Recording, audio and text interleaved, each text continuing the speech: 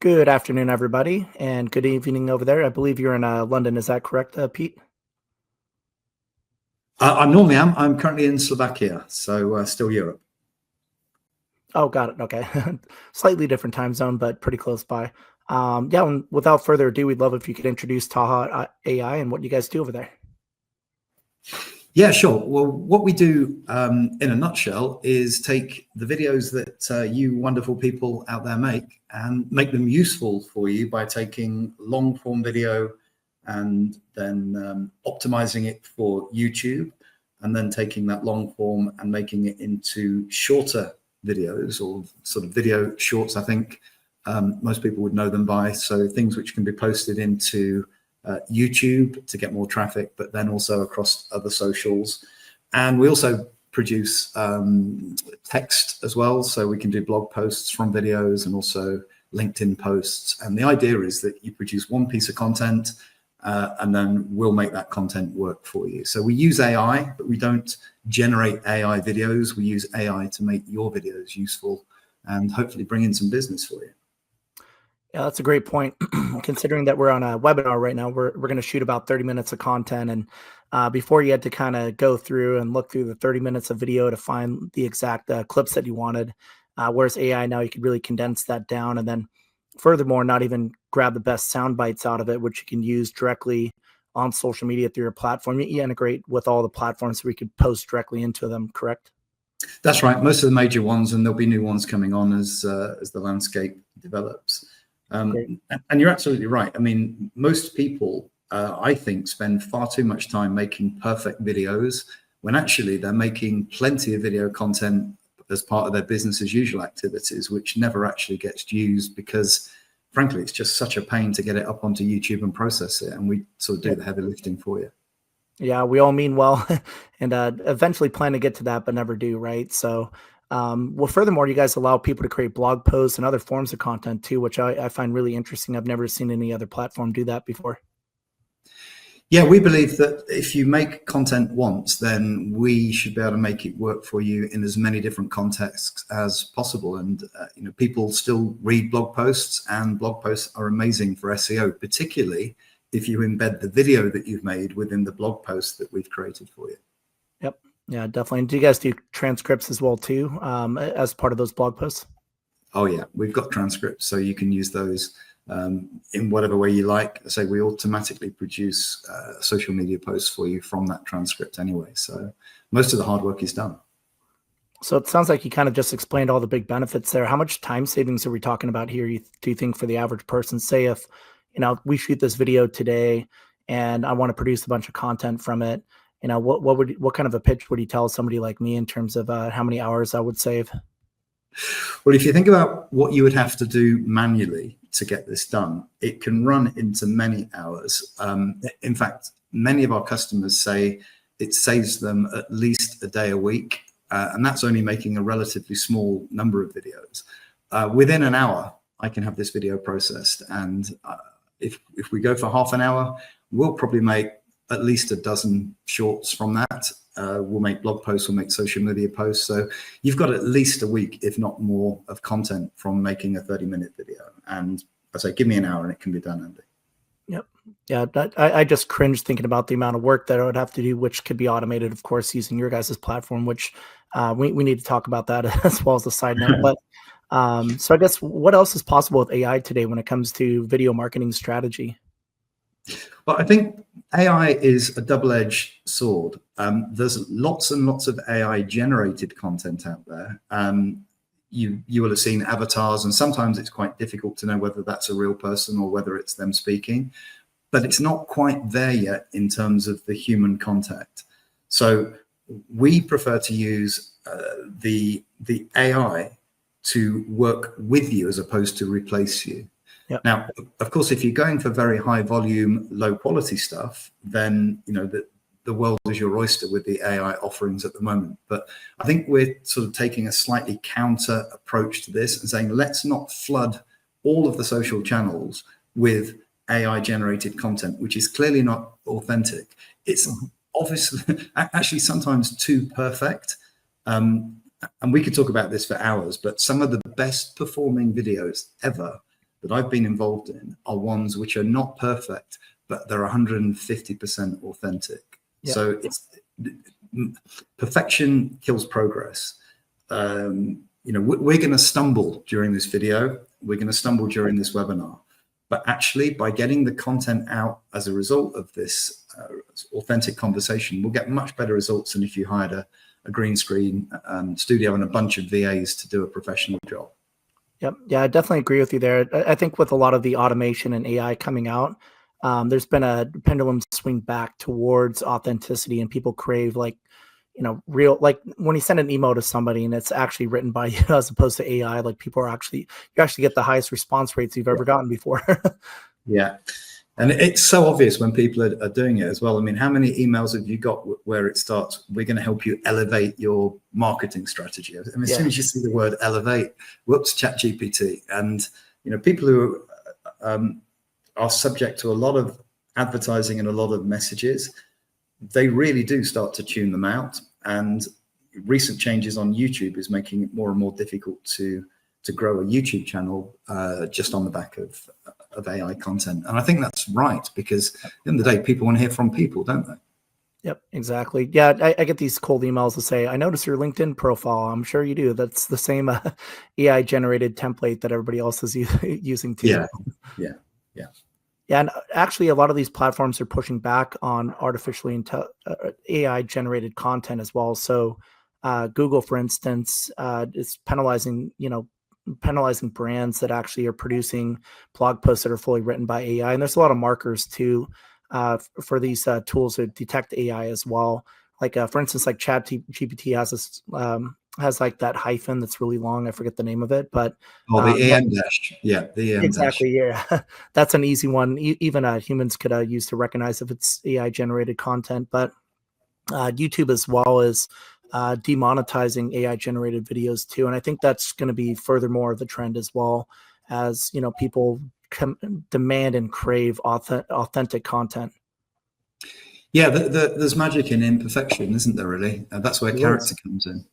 Yep. Yeah, there's a famous saying around that. There is definitely beauty in imperfection. That's the human element that you can never really replace with AI. Exactly. So what we're trying to do really is use AI to take the grunt work out, but not replace you as the star of your life effectively with an AI avatar. That sounds like a good strategy. Talking about the human element, like tell us more about your background. Like how'd you get to this point in your career, and what led you guys to start Taja? Well, I've been around in online marketing since the term was invented, as you can probably tell by the grey hairs. I've built and sold a few companies on the back of organic traffic, some of it through video, some of it not. And what brings me to Taja is actually I bought the product and I thought, you know what, as a YouTuber who has built plenty of channels and some pretty big channels at that, I wish I'd have had this when I started. This is just so cool. So I bought the product and I reached out to the founder, Ibrahim, and we had a couple of chats on Zoom, and one thing led to another. I thought, you know what, I believe in this product. I'm going to join you because it really is amazing compared to many of the other products that I've tried. It does pretty much everything in one place. Yep. Yeah, I like how vertically integrated it is, from taking the content to producing, various forms of content, and the distribution of the content too, which is key. And optimization is one of the points that we haven't talked about a lot as well. I guess, how do you guys help with some of the optimization, maybe for SEO, for instance? Yeah, I mean, coming from my YouTube background, I guess one of the things that when I teach people about YouTube, a lot of people find difficult is learning how to optimize titles and descriptions and tags. Tags are less important now than they used to be, but coming up with titles which both reflect the keywords that people are searching for and also critically have the human intrigue to drag people in to watching the video is a skill that you can learn, but it's a skill a little bit like copywriting that some people have a knack for, some people don't, and everybody has off days when they're just not feeling it, they're not very creative. So what we do is take the the variability out by taking quite a scientific approach. Again, using AI to find out what's working for other channels and then incorporate that into your channel in a way that fits in with the rest of the content on your channel so that your brand is protected and you're not out there just making clickbait. Because YouTube is a long game, and many people come in thinking they're going to make a fast buck by doing sensational clickbait. Most of it ends in tears. The people that do well, it's the same as the people that go to the gym regularly and do it for 3 to 6 months without seeing any real gains. And then the gains come between the middle of the year and Christmas.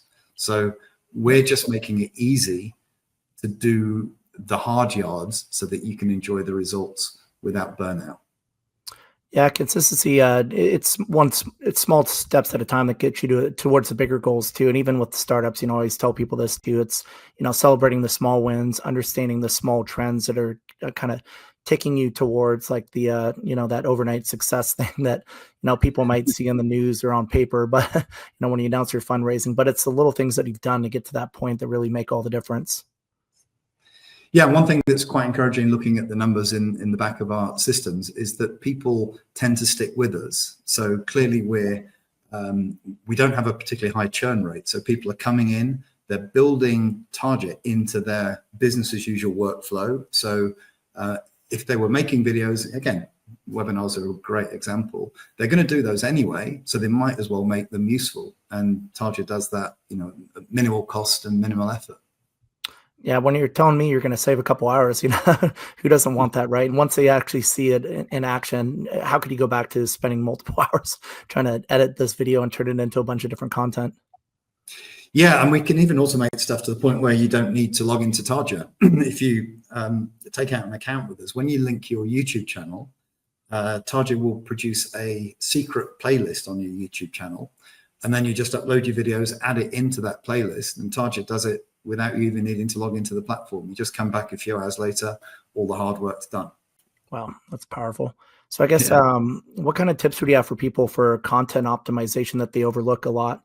You mentioned like trying to humanize the keywords. Like, is there any tips or tricks around how people can maybe research themselves? Like what are some of the top searched phrases or keywords in YouTube? Kind of like with Google, you can use like keyword research tools to really identify like the terms that people are searching on Google. Then you could optimize your blog posts accordingly. Is there such a system in place for YouTube, TikTok, Instagram, places like that? Yeah, I mean, there's a saying in business, which is find out what they want, give it to them, rinse, repeat, buy a big house. I mean, that's all you've got to do to start with, is to find out what's in demand. And as you've alluded to, in Google, you can type in the start of a keyword stem, maybe it's dog training, and Google will suggest lots of other things in that space that people are searching for. Similarly, on YouTube, if you go into the search bar and you type in keywords which are in your niche, then it will produce or come up with other titles which are likely to do well. Having said that, this whole YouTube and social media game is sometimes confused by the fact that people think that there is an algorithm that you have to appeal to. With YouTube particularly, there is not an algorithm, there is a suite of algorithms.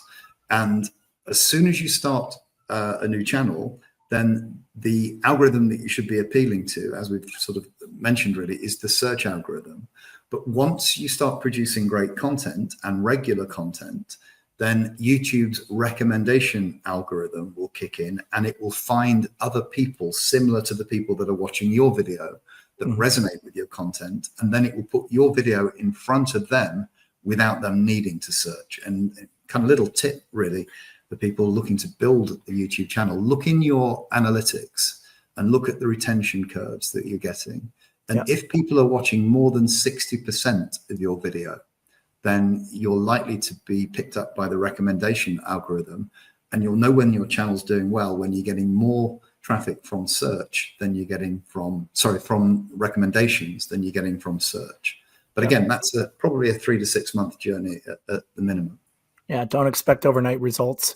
And, typically you want to post a lot of content too, right? So a lot of people think it's just going to be like a one night success overnight video that goes viral, but it's really about consistency again, right? Posting multiple YouTube videos, maybe even from this webinar, we're going to grab at least 10 clips from it and post those on YouTube, right? Figure out which ones really hit.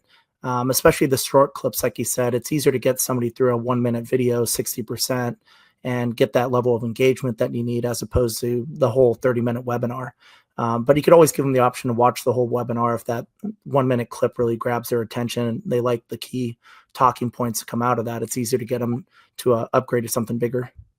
Yeah, be prolific rather than be perfect, I think is a good way of summarizing it. And again, to come back to a Taja feature, which I really like, is when we produce the shorts from your video, we optimize the shorts, but we also include a link back to the main long form video.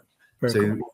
A way to think about this is it's a little bit like a movie trailer. So you watch the trailer, you want to see the whole movie based upon what's in the trailer, and we make it easy to go from the trailer to the full movie, and then people will start to know, like, and trust you because they'll spend more time with you online.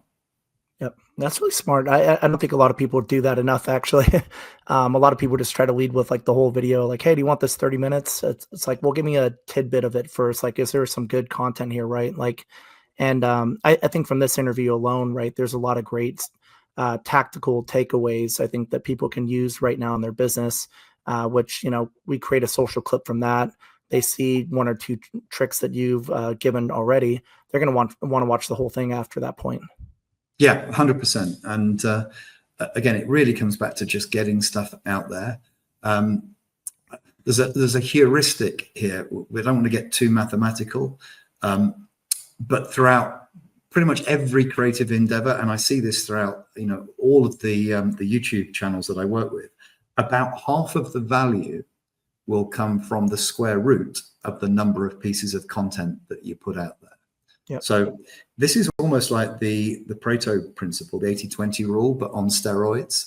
It's actually more aggressive than 80-20. For instance, if you make 100 videos, then half of the value of those videos, whether that's views or sales or however else you measure value, will come from 10 or less of those. But you've got to make the 100 to get to the 10.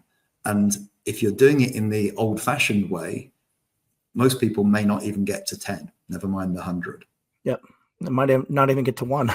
The moment you sit down to edit a 30-minute video and you have to go through every bit of it, you're like, Yeah. I'm going to get to these emails. Yeah, exactly. Yeah.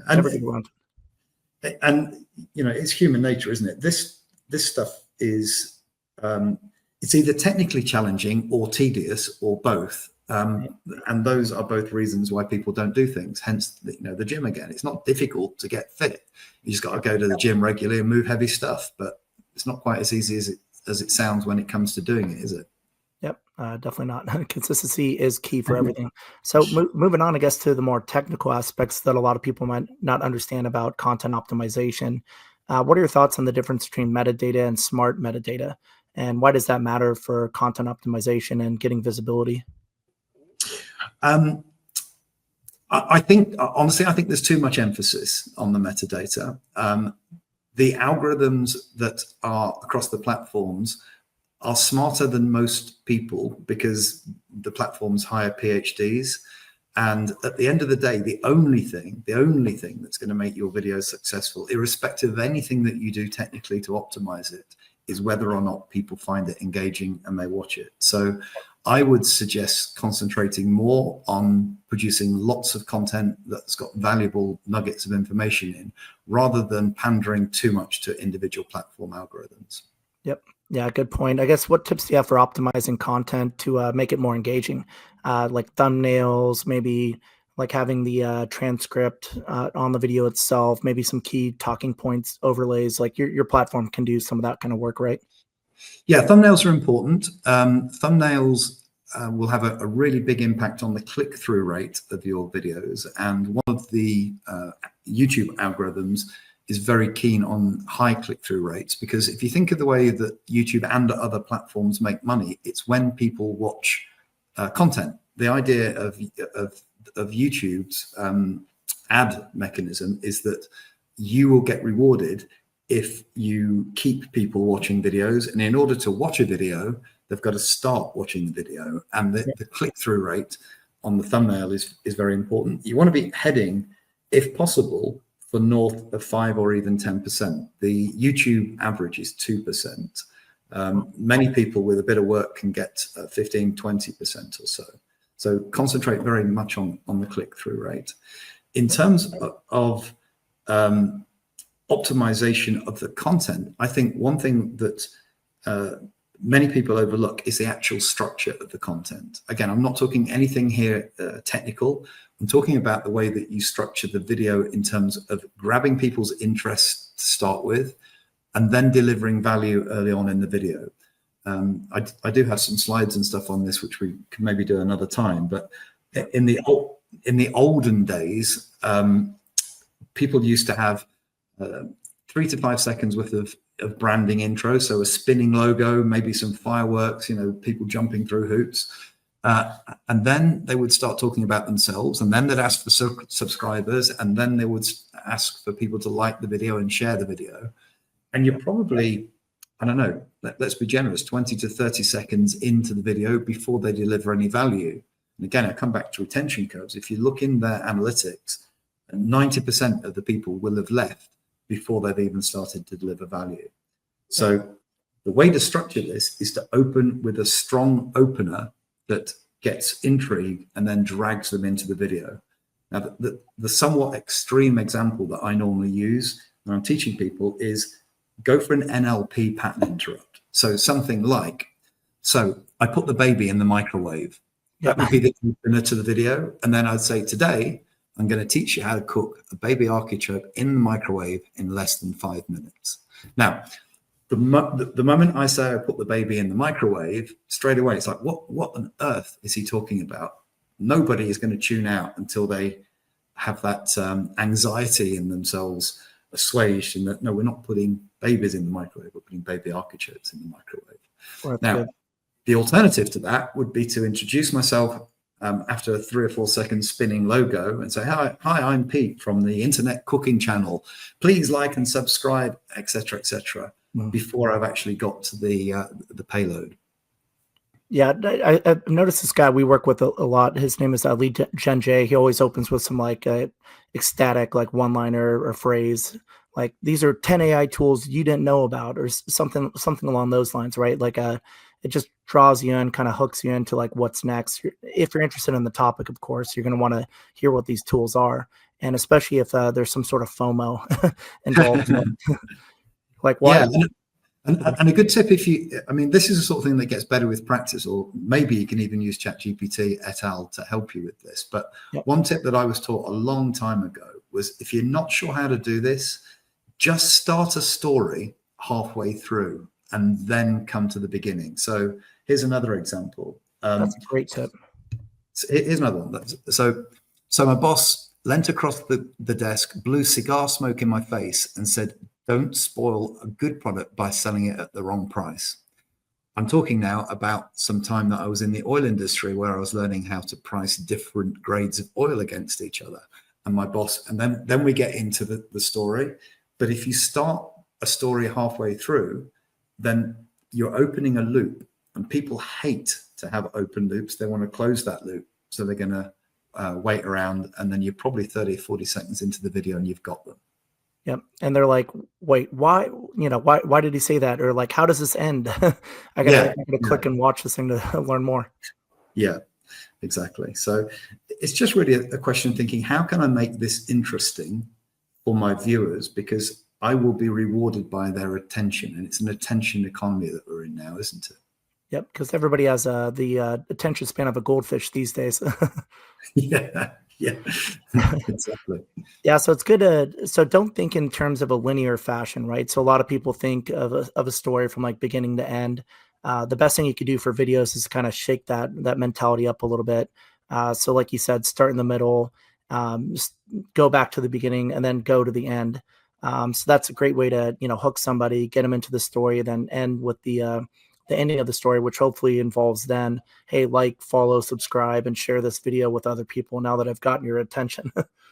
Yeah, you can do that. I mean, I'll be honest, I don't even bother asking for subscribes and likes. I mean, people know how the subscribe and like works now. Yep. I'm there to serve people. And if I deliver value, then I'll assume that people will want to share that value with their friends, family, comrades, if they feel it's worth it. I'm not really into the whole like and subscribe, because that's about me.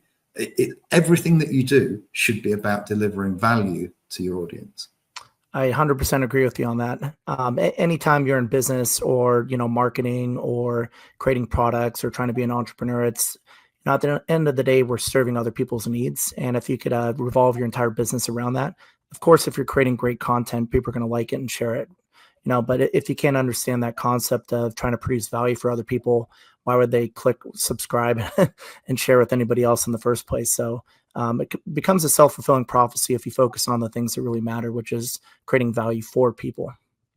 Yeah, and I may be wrong on this, but I think that the word to sell is derived from, I think, maybe the Swedish word to serve. I don't know, but I know they're very closely related.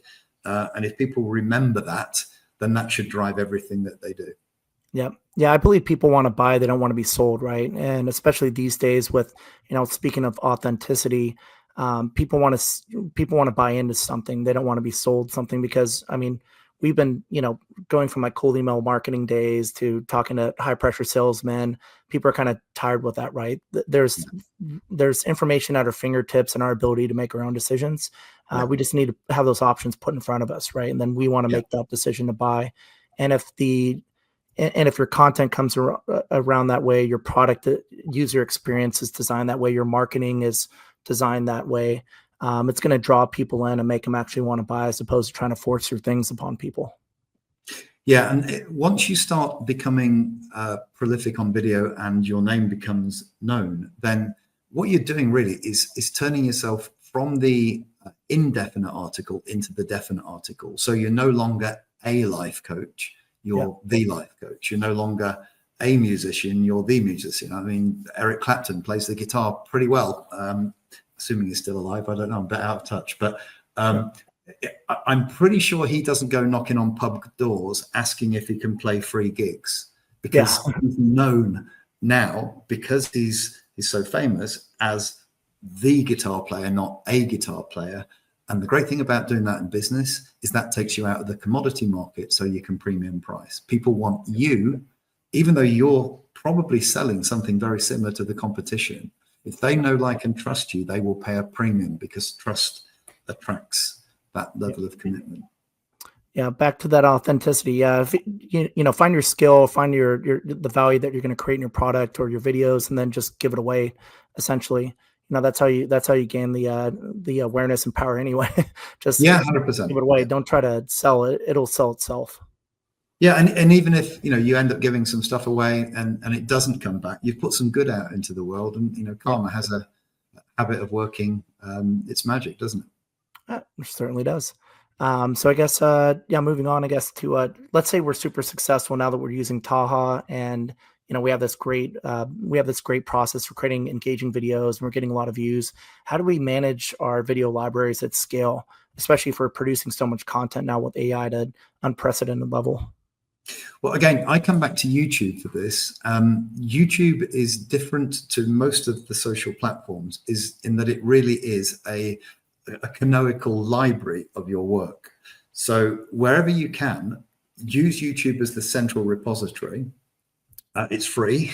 In fact, they pay you to put content up there if you advertise or if you monetize it through AdSense, and then disseminate that out throughout your other properties. So throughout your website, throughout your other channels.